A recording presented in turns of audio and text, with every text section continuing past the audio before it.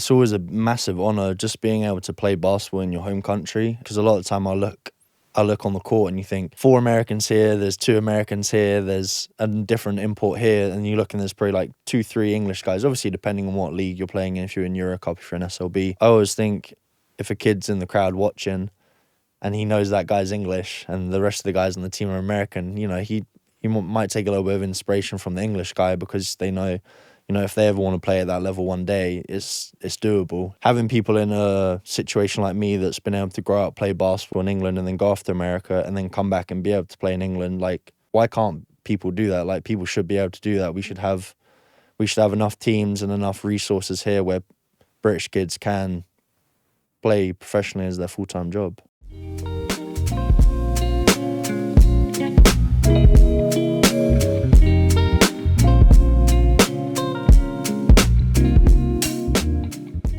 All right, welcome to Home Court. I'm Abby. I've hosted a couple times, but we're here with Ethan Price today. So welcome, Ethan. Thanks for having me. Yeah, we're excited to get to know you a little bit, and I'm sure all your fans are excited too. Are you the tallest on the team? Yeah, I think I am. I think J3's second, and I think he's 6'9". So I've got him. I'm 6'10". So you probably have a lot of fans because you're so tall. Maybe. That's exciting. Good for you. Yeah. Good for you. So I want to start with kind of your journey here, but also kind of roots back home, how it was growing up, and with your family and 2 sisters who played basketball. At least one of them did. So you're from Bury St. Edmunds. Did I pronounce that right? Yeah, that's correct. Perfect. What was basketball like in your town? What was it like growing up there with basketball? Yeah, I mean, I would say it was honestly pretty non-existent. I'd say growing up, I got into basketball just through playing at lunchtime. Our PE teacher was quite an enthusiastic guy. He wanted to get every sport going at the school, and he put a good amount of effort into making a lunchtime basketball club. And I think I was year 6. I want to say that's 10 or 11 maybe. And I went along and was like, oh, I'm probably one of the taller guys. I really enjoyed it. And then after that, it was like, oh, going to school, play on the outdoor hoops before school, going to school with kind of muddy hands because it was wet or rainy outside. And then kind of just picked out from there. There was not really a lot going on in Bury in terms of basketball. It was really until I went to Ipswich, which is about an hour away, which they have a club, and that's kind of what got me into the first couple of years of playing proper basketball. Wow. Were there other sports that you played? Yeah, I played football growing up my whole life till I was about 11 or 12, and then did football and basketball for 1 year. And I think just with the commitments, my dad and mum were kind of like, you got to pick one of them. Yeah. And I think I just naturally kind of gravitated towards basketball. Being taller, I think I was better at it, and I enjoyed it more. And then I think mum and dad were thankful, because then they said, oh, we can come watch inside now instead of standing outside in the cold in the winter. So outdoor sports, I don't understand. I think that's what attracted me to basketball. I'm like, I can't be outside where it's unpredictable weather. Yeah. But and so you ended up going to Ipswich. Tell us about that kind of transition and the reason that you went there, what the basketball there was like, what you learned there. Yeah, so May, my older sister, played there 2 years before me, and I was waiting until I was under 12. I think I was under 11 actually, playing under 12, and I was like, I need to join the team. Like, I need to be able to go and play over there. So as soon as I was old enough, went and joined the team over there, whilst I was going to school in Bury still. Okay. So I went to school in Bury all the way up until I was 16, did my GCSEs in Bury. And during those years from under 12s to under 16s, my dad or mum would drive me to practice twice a week from Bury to Ipswich on like a Tuesday and a Thursday. It's about a 45-minute drive there, 45-minute drive back, and did all the junior stuff from under 12s through to under 16s. And then after I did my GCSEs, I then decided to move to Coppleston, which is a school in Ipswich, which is the Ipswich Basketball Academy. And I did 3 years there, which were my A-levels. And I lived a host family for 1 year, my first year. And then my last 2 years, I passed my driving test, so I just drove from home. Wow. How was that different? I guess just the whole process of it. Like, you have to be really committed to basketball to be willing to do that. So was that when you decided that you wanted to be really serious about it? Like from when you were, U12? Yeah, I think growing up playing at those ages from kind of under 12 to under 15, under 16. I just did it because I absolutely loved it. I think it was just, I picked it up, and I think, especially when you're younger, when you're super tall, there's not necessarily like a niche you can find. Like football, I was pretty good at, but I knew that probably wasn't going to be my full-time job growing up, and there's so many people that play it. And being tall, even when I was kind of under 12, under 13, under 14, I was never really the best player on the team. I wasn't bad, but I was kind of probably in that middle ground. And I'd say those first 3-4 years was just go and have fun. I probably grew 2-3 inches every summer. I was like super scrawny little kid, but I just went and had fun with my friends, and it was like looking forward to that Saturday game day. You either getting in a minibus and driving somewhere in England, or going to Ipswich and playing. I think just that general excitement of having something to look forward to and keeping me busy. But like you said, that was kind of all I did really. Did school, and then just went and played basketball. That was fun for me. Yeah. And your sister, you have two sisters. Yeah. One of them went to that school as well, or Yeah, went to the academy. Yeah, Maya. She's 2 years older than me. She basically had a very similar basketball journey to me, but she's obviously done it 2 years ahead of me. Yeah. So yeah, when I was under 15, she was in her first year at the academy, and she did 2 years there. Yeah. Cool. So, obviously it's hard to be in a place and a town where there is not much of a sport that you're really interested in. Like, there's not much access. Yeah. Is there more of that now, do you see? Or what was that kind of like for you in terms of like kind of having to find that in different places? Yeah, I think you always kind of find a way. There's a couple of outdoor basketball courts that wouldn't be far from me, but it'd be like one of those ones where it'd be it'd be the football pitch. You'd have the goals, you'd have the really bad rims, and I actually have one where it's not a double rim, it's a triple rim. Yeah, so you'd go in, but that would kind of be what you'd have to do. But my mum actually, she was on the case. There's a leisure centre that's probably 15-minute walk from my house, and she contacted some people there and was basically like, "Hey, look, my son is, an aspiring basketball player. He uses. I used to always go swimming there, have swimming lessons there. Me and my sisters, so we'd go." And she was like, "Oh, I want to reach out. My son loves basketball. Like, he's kind of an aspiring basketball player. Is there any way we can have access to a court?" Yeah. And bear in mind, this court is like, you're not getting the best. You're not getting the best quality floor, the rims, or anything like that. But it's an indoor space, which for me at the time, from the age of 40 or even 15 through to when I go home now and I work out, was like massive. Just being able to do that in the summer or even in the winter. And so I basically have like a sporting ambassador membership there. So I kind of represent the leisure centre if they ever need me for anything. Wow. And they give us free access to the court, which is like massive, because that's like, in England I think without a membership you're paying £50 for an hour or something like that. And you think in the summers, if I'm going there 5-6 times a week, that's a lot of money that you don't really want to spend. So yeah, her sorting that was massive for me, just to give me that court access. So a lot of the time I'll phone up and say, "Hey, can I book a court at 8 o'clock in the morning?" And I'll do that Monday through Friday. So I knew I'd have my 8 till 9:30 slot every single day, and that's kind of what I do in the summers, or if I'd go home for a little bit of a break, which, I mean, a lot of people in England don't have that. So. Yeah. Did you play against your sister much? Were you guys? Yeah, I mean, we'd always play against each other. I think How'd that go? we played 1-on-1 a few times growing up. I think she might have got me one time a few years back, and she probably has never played a 1-on-1 with me again, just because she wants to have that one up on me. But no, it's a lot of fun just going and being able to shoot around with her, and we play similar positions too, so kind of understanding what work goes in behind the scenes is something really special we get to kind of do together, which is nice. Yeah. And I'm sure I would quit while I was ahead too. Absolutely. My brother got taller than me and I was like, but I'm sure that she probably, her game developed a lot, like with the help of you. Yeah, I think so, definitely. I mean, she's not going to be playing up against anyone that's my height, very, very unlikely. Yeah. So for her, she always wants that challenge, whether it's a 1-on-1 or even if it's a shooting competition or something. She's always up for it. Yeah. Who's a better shooter? Me, definitely. Yeah. I did look at your stats. They were pretty good. So when then was the point where you were like, okay, I want to, like, what was the college process like for you, or university, or whatever that next step was? Yeah, I think my under 16 season, so the year before I went to sixth form, was like the year where I was like, oh, I could like do something serious with this and kind of lock in and get somewhere with it. And then my first year at Coppleston, I had a really good year. I think I won Player of the Year. You think you did? Well, no, I did. Yeah, I did.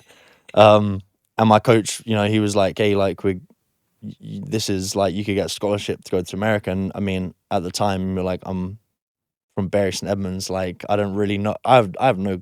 Looking back, I had no clue what was going on. Really, kind of, you have these coaches that will text you or ring you and say, "Hey, it's from whatever university. I'd like to have a phone call." And I'm like, "Oh, like, geez, like this, it feels like a lot, especially at that age."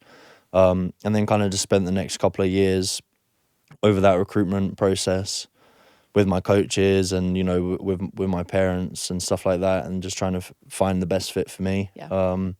And just enjoying it too, and just thinking, you get to go to America, have that whole experience. And I think it was different for me too back then, because obviously when that recruitment process was happening for me, there was no, NIL, there was none of that stuff. It was purely based on what the fit was like and just stuff like that. Yeah. Yeah. And so you started at Eastern Washington. Mm-hmm. You went there for 3 years. Yeah. Yeah. And then Washington State, my senior Washington State. year. Yeah. Okay. So my the assistant coach at Eastern Washington mainly recruited me. So I committed there my senior year of high school. Mm-hmm. And then I want to say it was April before I was meant to go there. So I was meant to go out there in June. So it's 2 months before I'm about to go out there. I wake up and see a news article and it says Eastern Washington head coach has taken a job somewhere else. And I'm thinking, I'm going to have to go through all this stuff again. Of just, because obviously as a high school kid, for me at least, it was quite big. The coaching staff, I think, was the biggest thing for me. Like, I wanted to go somewhere where I was prioritized and they saw the best in me in that relationship. So I saw that and I thought, oh God, this is going to be a long process again. They're probably going to get a completely new coaching staff in. Do I follow that coach and stuff like that? But the main assistant coach, David Riley, who had been my main recruiter for the whole process, phoned me up and he said, "Hey, look, like, I know what it looks like right now. Like, just you'll be all right. I'm gonna go for the job." And I think the chances of me getting it are fairly high. So I kind of had to sit out for a few days and just wait patiently and be like, oh, I hope this guy gets a job, because he was obviously the main guy that recruited me. So I had the best relationship with him. Yeah. And for me, him getting that head coaching job was, I mean, probably the best thing that happened. He got the job. He kept a lot of the guys that were on the staff. Obviously, he had to bring in a few new guys. It was his first year coaching job. He'd been all the way from a grad assistant to an assistant over 10 years at Eastern.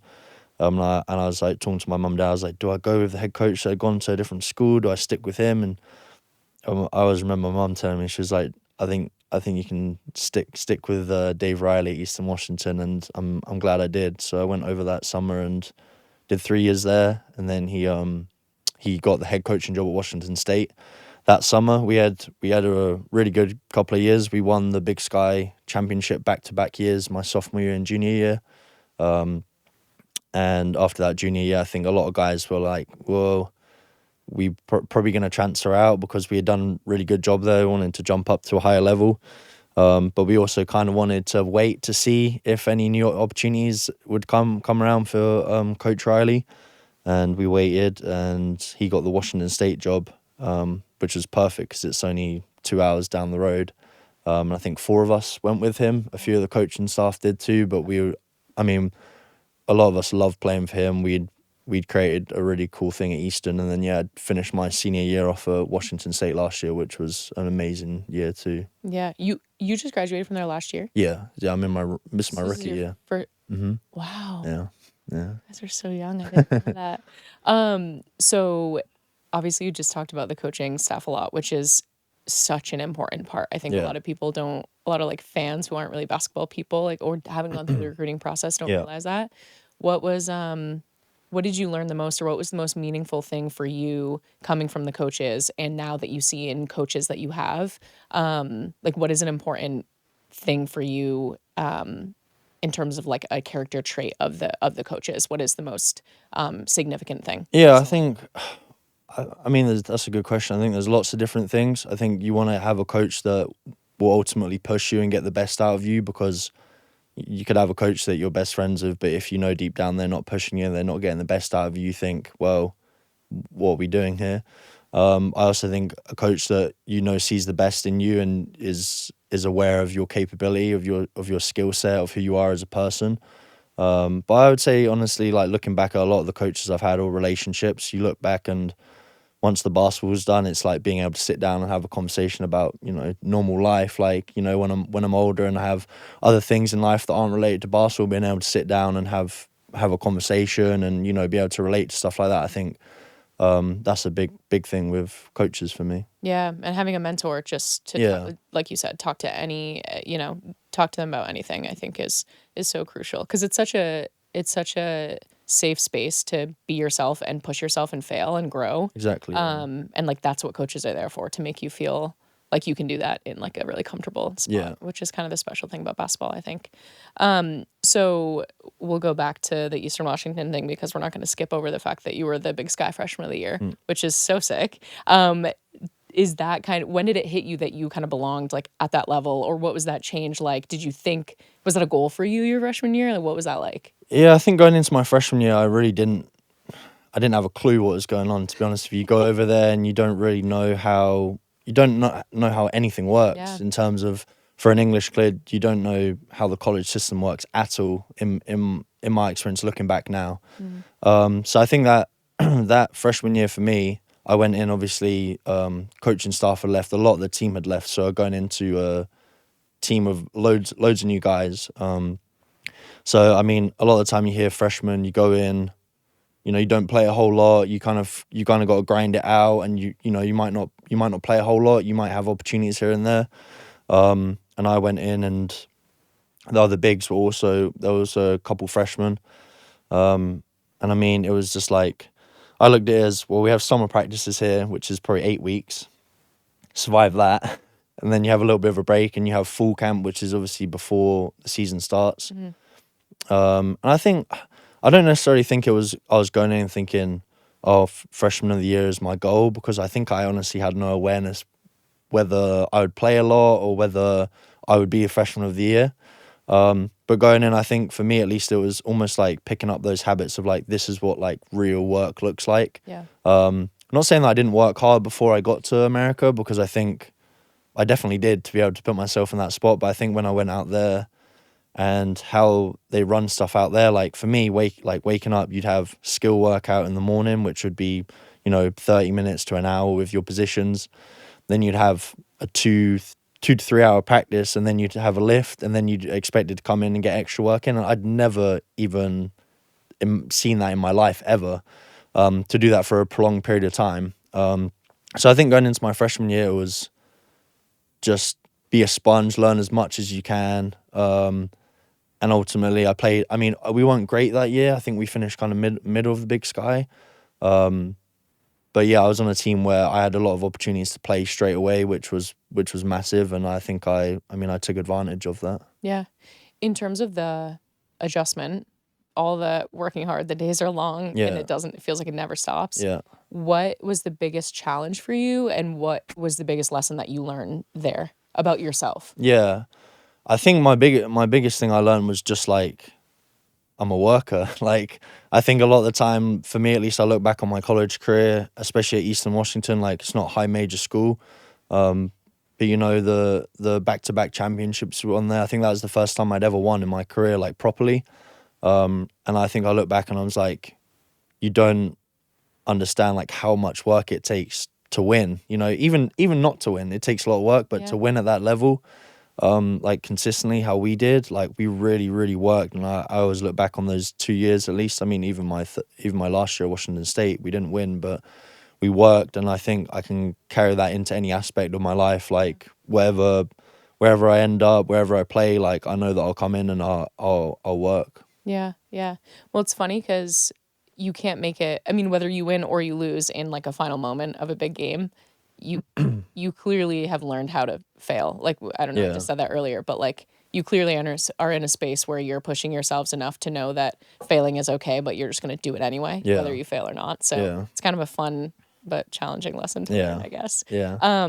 So then making the jump to Washington State. So you left after your junior year. Also, I think your statistic freshman year, your 3-point percentage was like 42%. That's a really high. I Yeah, I don't screenshot know it if on my I don't phone. know It's off on the my top of phone my somewhere. head. Yeah. But High 30. that's a really high. Yeah. No, it was. I think it was Oh 40, really? Okay. which is really great. Yeah. That's a big guy who can shoot. That's impressive. So making the jump to Washington State, what was that difference like, and how did your role change? Yeah, I think going to Washington State, you kind of realize. Obviously, there were a lot of things that were the same for me in terms of coaching staff. We got a bunch of new guys in too, which obviously was a big change. But I think just being, I look at Washington State as a high mid major. You know, you technically might not be in that high major role, but it's definitely not a low major. And you go and you see like the difference in facilities, the difference in resources, the difference in just a lot of stuff, is like was pretty big.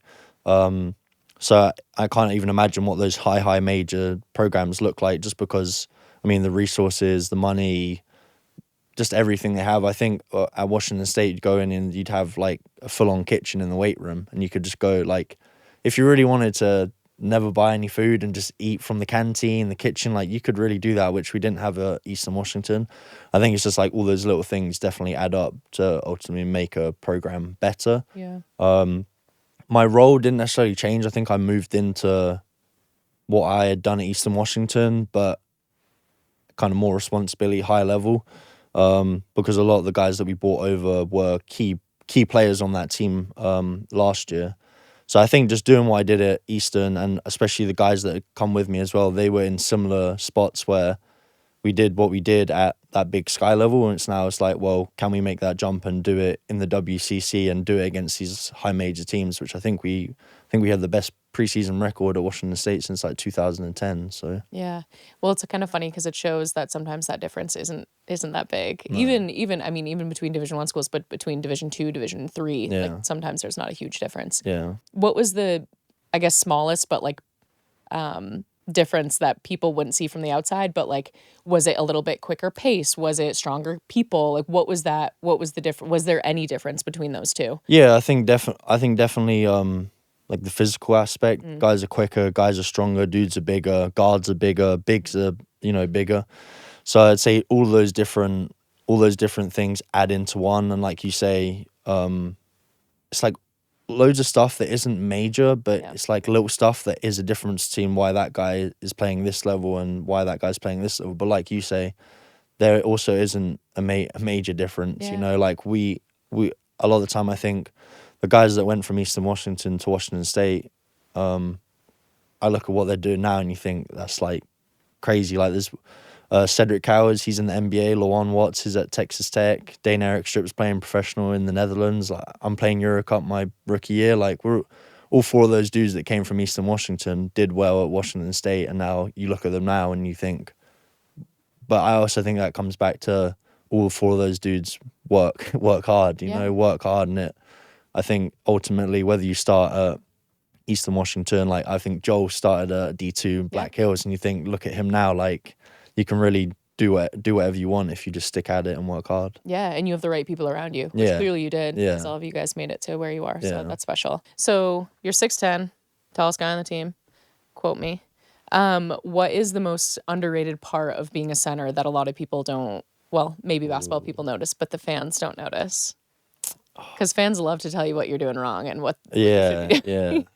I don't know. That's a good question. Underrated part being, I'd say just like setting screens. I think just being able to go in and just hit people and set screens is quite fun. the most fun part. I do feel like a screen, I think a lot of people don't understand how technical a screen is. I think that's one thing I'm definitely learning to start like my professional career. Obviously, the physicality and all of that stuff is you're playing against grown men compared to 18 to 22-year-olds. So it's definitely a jump. But like for me, you can get jobs and you can play more minutes by setting really good screens. That's definitely a skill that people don't I think if you're a normal fan and you don't necessarily know the game that well, you don't think it's, like you say, there's not much technique to it. But the technique, the timing, like all those little things, I think you think if I set a really good screen here, I've got my point guard a wide open shot. Yeah, So, exactly. It creates so much. If your foot is 2 feet in a one of your feet is 2 feet in a different place or something like that. Sorry, I use like feet and No, you're inches good. and whatever. But it can create a whole. I mean, it can create a whole new game, a Yeah. whole new offense, which I Yeah. think a lot of people don't see. Yeah. What would you say is your favorite part of your game? What do you like doing the most, Ooh, and what do you like doing the least? I'd say I like it when guards throw lobs for me. I like that, like not having to necessarily have the ball in my hands, but you just throw it up. I'll jump up and I'll just find a way of trying to get Yeah, it. Or even like you set a screen, you roll hard, guard catches you going downhill, you can just go 1-2 and dunk it off 2. I think that's probably the favorite bit. And then obviously for me, being able to space the floor too and shoot, I think that's also fun. yeah, And then the bit I hate the most, I wouldn't say hate the most, but it's like most challenges is just when sometimes when you just play some big dudes and you got to wrestle down there for offensive rebounds, or you got to come back down and wall up and stuff like that. But that's also part of the fun too. So. yeah. I'm sure also guards probably have the same amount of fun throwing the ball to you. Yeah, as the as you do. I'd like to think so. Yeah. Do you have a connection with anybody on the team like that is pretty special like that? That's pretty easy to like read where they are. Yeah, I think the person like that is probably Tariq.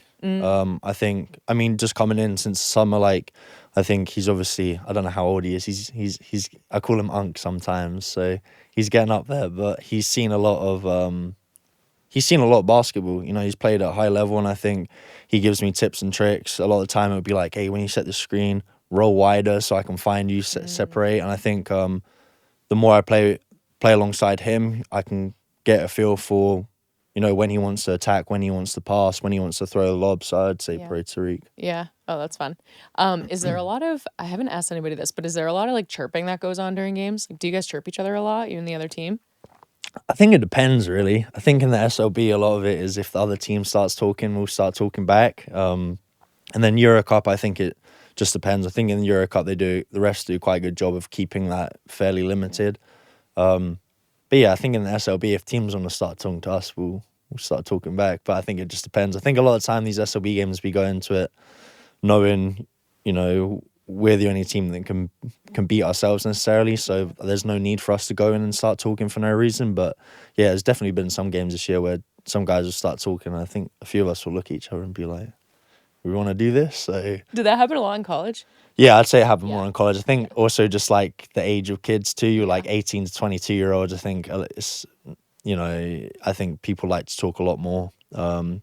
What's the craziest thing someone's ever said to you? Do you remember? Or are you just like... No, I do remember. I probably couldn't say that. Okay, yeah, we'll move on to the next question. I'll ask you later. What was the hardest skill that you had to develop as a big, like in your role at the college level, I guess, and then even moving over here if it was different, but what was the thing that you really had to work on that probably wasn't super fun? Yeah, I think especially turning to the pro game at least, and at every stage of my career would just be my body, like getting stronger, being able to move quicker laterally. I think that's something that, you know, I always want to make a jump in every year, whatever level I'm playing at. And like kind of like what I said, you go from being in college, you go in as an 18-year-old and you're playing 22-year-olds, and then over those 4 years, you're the 22-year-old playing against 18, 19, 20, 21-year-olds, and then you go to pro, and you're the 23, 24-year-old playing against 30-year-olds, you know? Yeah. So I think just that aspect of the game is something that I'll work on my whole career. Yeah, that makes sense. And you can always, you know, I think especially as bigs, like getting stronger. Yeah, there's no harm in it. You got to be like that if you're one of the bigger dudes. Did the footwork come naturally to you? How was that for you? Yeah, I feel like I've always naturally been fairly coordinated, like growing up playing football, but I'd always like play tennis, and you know, I'd play with my mates who are normal height, you know, they're 5'11", 6 foot, and I'd be 6'10" playing tennis, but you know, I'd beat them most of the time, or at least I'd look fairly natural playing. And I think just a combination of playing loads of different stuff growing up was kind of why I'm fairly I'd like to say I'm pretty coordinated. So Do you still play tennis much? if I go home in the Yeah. summer, maybe That's fun. if my friends are about, yeah. Yeah, I just got into tennis a little bit. I'm not very good, but it's fun. Yeah, it's fun. It's a good once sport. well, It's outside too in the yeah, summertime most of the time, so yeah. that's why it's fun. It's like a bit of cardio if you want it to be, Yeah, and if it's you also want to, chill if you yeah, don't want to. yeah, So that's fun. yeah. So regarding sort of your identity growing up here and kind of like a British identity, how do you feel like you're representing British basketball every time you're stepping onto the court in London? Yeah, I think it's always a massive honor just being able to play basketball in your home country. That's like my full time job, you know, being a basketball player. And I don't think I'll ever take that for granted because a lot of the time I look on the court and you think, you know, there's 4 Americans here, there's 2 Americans here, there's a different import here, and you look and there's probably like 2, 3 English guys. Obviously, depending on what league you're playing in, if you're in Eurocup, if you're in SLB. But I always think if a kid's in the crowd watching and he knows that guy's English and the rest of the guys on the team are American, you know, he might take a little bit of inspiration from the English guy because they know, you know, if they ever want to play at that level one day, it's doable. So I never take that for granted. Yeah. And do you carry that sort of with you? I mean, that seemed to come up naturally for you in that you're thinking about other people who are growing up here and trying to do the same thing. Like, do you do any sort of like, does that just come naturally to you in thinking about the next generation of people? Yeah, I think massively because I think when I was growing up, I mean, when I was 12, 13, 14, you always look at that generation that is, you know, 10 years older than you. You look at I always think of like the Miles Hessens and the older dudes that, you know, when I was 14, they were where I'm at now playing, whether that be for their club or the national team and stuff like that. So for me, it is hard sometimes because you don't necessarily have loads of involvement with the fans because, you know, you say, I always try and go around and take pictures and say what's up to them, but you don't necessarily get to interact a whole lot.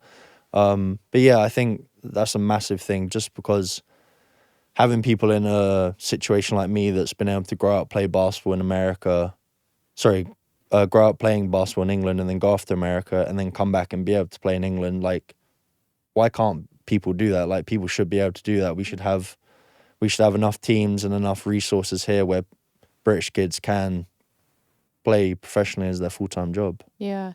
And regarding that, what advice would you give to a kid who kind of wants to follow that same path that you took? Yeah, I'd say, I mean, people always want shortcuts or like a piece of advice that will help put them a few years ahead, but I think there really is nothing that you can do to shortcut it. I think work hard, find stuff that works for you because the way you work might be different to someone else. You don't have to do the workout videos you see on Instagram or stuff like that. Do something that you feel like you make an improvement at and stick at it and just be consistent. Yeah. And then I also think a lot of the time I look at a lot of people that maybe I was in the same situation as them when I was 16, 17.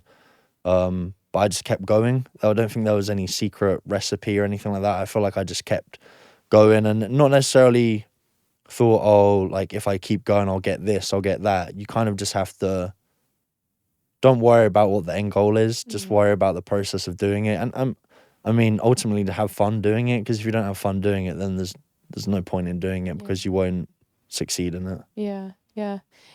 Lastly, kind of about identity and how do you think that UK bigs are viewed internationally? Do you think there's kind of like an idea kind of placed upon you, and what would you do to change that?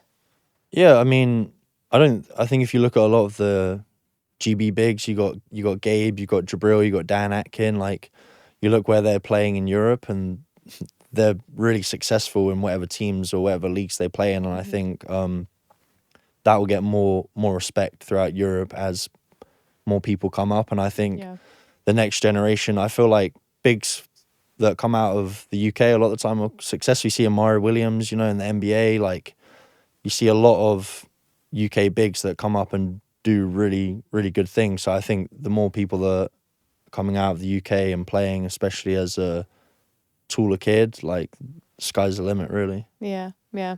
In terms of playing for London and being having kind of lions written on your chest, that kind of thing, what is it like to be back in front of a UK crowd, to be in London? Like, what does that kind of Copper Box Arena feel like for you? Yeah, I mean, it's amazing to be able to play in front of UK fans in front of the copper box. Like I look over and my mum and my dad and my sister come to pretty much all the games. Like that is something that I remember when I was in America. You'd look back and it'd be a game that, you know, maybe won by 1 or 2 points. It was a crazy game, and you look and everyone's saying hi to their parents or their family. You think, oh, you know, I'm missing out on that, or it would be really nice if they were here. So to be able to have them come to games, whether you have a good game, a bad game, go say hi to them afterwards, and that's like that's worth more than any sort of money or anything like that, which is super special.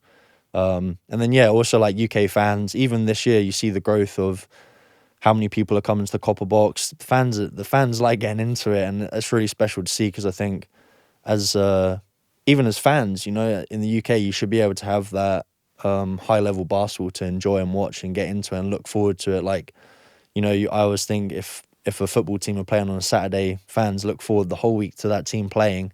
And I feel like we've created that energy around, especially around those Euro Cup games, which is really cool to see. Yeah, what is that sort of the energy that you like to see in the crowd at the Lions games? Is there a difference between the energy there versus like in the US, or what is the energy that you guys as a team really feed off of? Yeah, I'd say in the US it's different because a lot of the games you're playing, it's a lot of college kids, so it's younger fans, and a lot of it is the chants and the singing and stuff like that. Whilst, I mean, I like it at least when something happens, or you know there's a good play and you look over in the crowd and there's just some people just getting into it, almost like a football game, and they're screaming and shouting and standing up. I think that sort of fan engagement is the best because you can see the genuine passion they have for us winning, you know. Yeah, yeah. And what would you say to a fan, well, to someone who's not quite a basketball fan yet Yeah. here?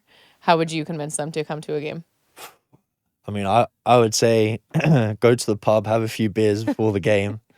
You probably pay your £10 for a ticket, and I guarantee you won't have a bad time. Yeah, yeah. Love it. Pub is always a good experience. Maybe we'll give a little discount code for that. So in terms of looking forward to the rest of the season, and even just for the Lions in general, for you and the Lions, where do you still feel like you can make the biggest jump this season? Yeah, I think I'd say biggest jump would just be being prepared in any situation for games. I think being able to adapt to certain situations, what the team needs from me. I think as a young guy, for coach to be able to look along the bench and be like, oh, I can put Ethan in the game, whether it's this situation, and he'll be mentally ready. I think that's a big thing that will. I mean, everyone on our team, if we can do that, that will help us win big games, especially those games where, like you say, you look towards the trophy final, you look towards those games where it's, you know, win or go home. I think that's a massive key for us. Yeah. What does the next version of you look like on the court? That's a good question. I'd say the way I play now, but everything is fine tuned. I'm quicker, I'm stronger, I shoot it better, I can move better defensively. I read the game better. I think just all the things that I do well now, but like you say, at a higher level, and I think that will happen. That will happen through the more I play, the older I get, the off-season work, all those little things. Yeah, because you're so young. You have so much time. I guess so, yeah. So we talked earlier about how your sister played for the Lions a couple of years ago. Yeah. Tell us more about that. That's super cool. Yeah, so she signed with the Lions her rookie year. She was kind of on like a injury rehab sort of thing. She got injured her senior year of college, and was about halfway through her rehab, I want to say, when she signed with Lions over the summer. Spent that whole year rehabbing up until January or February, I think. And then was able to play in some of the games later on in the year. But yeah, I mean, I remember talking to her sometime when I was in college, and you'd be like, oh, we've got these Euro Cup games. And I remember her sending a video, my family sending a video or some photos from the game where I think it was Besiktas at home. And that game was just like crazy. But yeah, for her to be able to go in, and I think they won pretty much everything that year. I mean, it's right there. So for her to have that experience and know what it looks like to win the Euro Cup was pretty cool. That's incredible. I mean, I probably no other like brother sister duo has done that. So that's pretty fun to play for the Lions. Do you ever talk to her now about what her experience was like, or like get any tips from her? Yeah, well, I mean, we talk all the time. She obviously played 1 year at the Lions and then did 1 year at Caledonia. and then had another injury. So she's just working through some rehab stuff for the last kind of year, which has been tough. But I think she's been living her basketball journey through me a little bit because she, like you say, she knows what it's like to be able to play for London Lions and have that experience. But yeah, we talk all the time, if that's in terms of how her rehab's going, or how I'm finding stuff. So I can always go to her if I have any questions, or we just want to chat it up. Yeah. Did your parents play basketball? No, my parents are like played no sport growing up, like not very athletic or anything like that. So I guess me and May kind of just got into it really. And your oldest sister didn't play sports? She didn't play basketball, no. Okay, fun. Yeah. A couple things about you. What is something that people wouldn't know about you? What is a fun little thing? Wouldn't know about me. Yeah. Or wouldn't guess either. Joel's was like he was obsessed with Lord of the Rings. Yeah. I love shoes. I don't know if that's something I don't necessarily today I've just gone for the basic Vans, comfortable ones, but yeah, I love shoes. What's your favorite brand? Jordans, anything really. But yeah, I had to get rid of a lot of Jordans when I came back from America just because I didn't have any space in my bags to bring them back. You sell them to your teammates? Well, maybe some days we'll see, hey. So how many pairs of shoes do you have here? Tons? Probably like 20, 25. I wouldn't say loads. I have size 14, so I can't buy too many shoes because it'll take up too much space. It takes up like double the space. Yeah. But yeah, no. Even if I'm not buying them, I just find them interesting. Like when shoes are getting released and stuff like that. All those little things. Or if my teammates come in with a new pair of shoes, I always find it interesting to see what they got on. Yeah. Do you have a favorite pair of all time? I actually just got a pair of the Jordan 4 Black Cats. I love them. They released like a couple months ago. Have you worn them yet? Yeah, I wore them one time for dinner the other night, but I'm a bit scared to wear them. But no, that was like one shoe growing up that I always looked down. I was like, one day when I have a full-time job and I got some money for myself, I'm definitely going to spend some money. But my mum tells me off sometimes if I get a new pair of shoes ordered to the house, she goes, do you really need another pair? But I think if you like shoes and you're a bit of a sneakerhead, you can never have too many pairs. So, love it. Yeah, love it. Yeah. What is something that you're afraid of? Ooh. Not, this isn't like a deep question. This isn't like, what's your deepest fear? But like, what is something that you're I think it's actually a recent fear, but I went to the Sphere in Las Vegas. Oh. And I'm not scared of heights, but we went and the seats are they're like this. Yeah. I don't know if you've ever been, but seats like this and you look all the way down whilst you're watching. And I think since then, heights have been a challenge for me. It's a recent. Yeah, which is weird because you don't think, like, my whole life, heights aren't too bad. Like, I'd jump off, like the 10-meter diving boards. Yeah. Fine, all of that.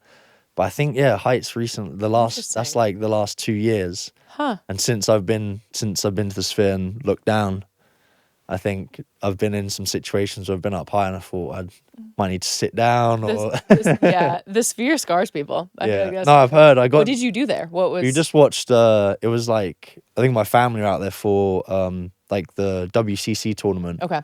And we went and it was like it was like when you travel around the world in the Sphere and you're looking at different places on the earth. Oh. But nah, I don't know what it did to me. We got on an Uber afterwards and it said, the taxi driver was like, oh yeah, a lot of people go there and they say that they have like, I don't know what the word was, but they have like fear of heights once they've gone. And I was weird because... Interesting. Yeah. I never would have guessed it. Well, it is kind of a freaky, like you're just surrounded. Yeah, and it's all up here, but as soon as you go and look down, it's like a sudden drop off. Interesting. So, yeah, well, it's funny because you're already at a tall height. I know, exactly. Like, I know. Yeah, I'm already up there. So. Yeah. Okay. Interesting.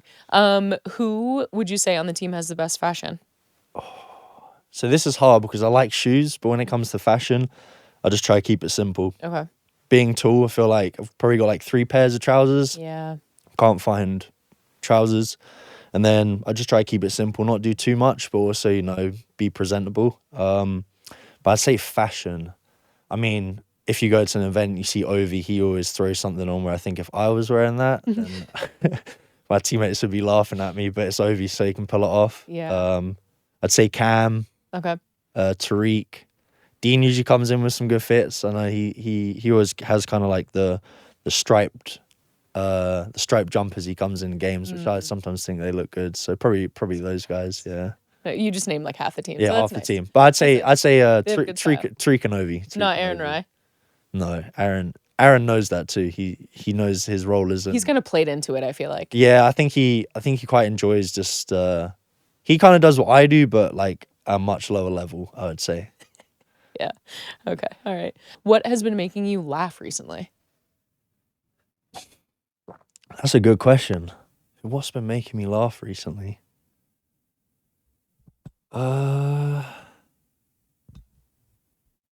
Someone, something. Something. Oh, I've been spending a lot of time with Dom, the strength trainer, the last couple of weeks. Just been in the weight room with him. But some of the stuff he says is quite funny. Actually, some of the exercises he makes me do sometimes he'll show me how to do it and I'll laugh sometimes. So maybe Dom.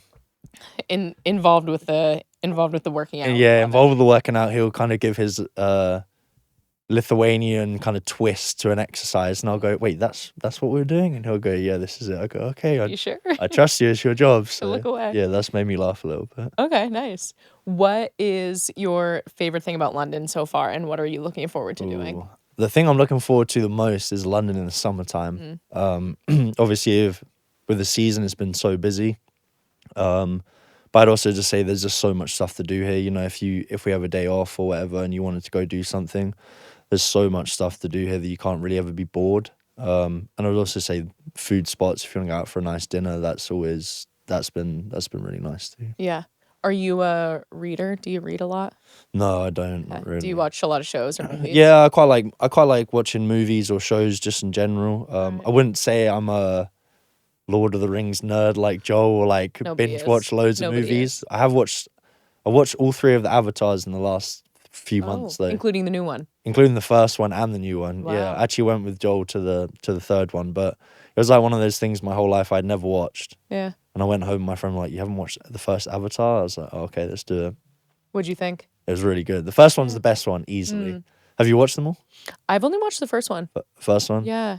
Yeah. I mean, I've heard this one's really good too. it is really good. Yeah. But if you've watched the first one, that's all you need to watch. Okay. Unless you want to just watch something that's like action packed, all of that, you can watch 2 and 3. But the first one's easily the best one. Okay. So What kind of movies do you like? Like, do you like action packed? yeah, I like action. I'd say action. I like war films. I like films that kind of just get to it. I'd say don't like necessarily drag it out. I quite like true crime too. I find that quite interesting. If there's like a hour-long true crime documentary about something, I think that's quite interesting. So too. freaky. Yeah. There's a new one on Netflix that apparently is insane. It's Really? like this woman, evil It's like genius or it's like something. is it like The Neighbor or something like that? Maybe it's something like that. It's some older woman. I don't know what the plot is, Yeah. so I can't even explain it. But I've just heard people had to shut it off in the middle of really? it because it's so whack. Yeah. So that might be a fun one for I you. might have to. Yeah, might let me have to know if type you it watch in, it.